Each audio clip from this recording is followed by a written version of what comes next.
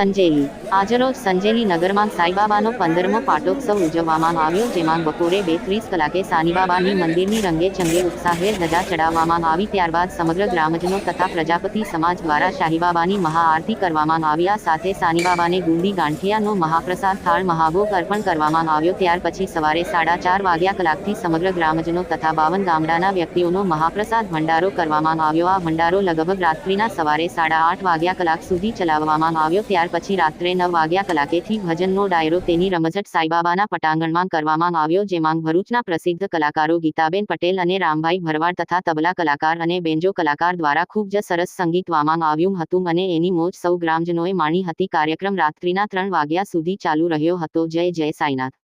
દાહોદ જિલ્લા chief bureau Ambaram કે ખાંટ સાથે કેમેરામેન કપિલ બારિયા, સંજેલી।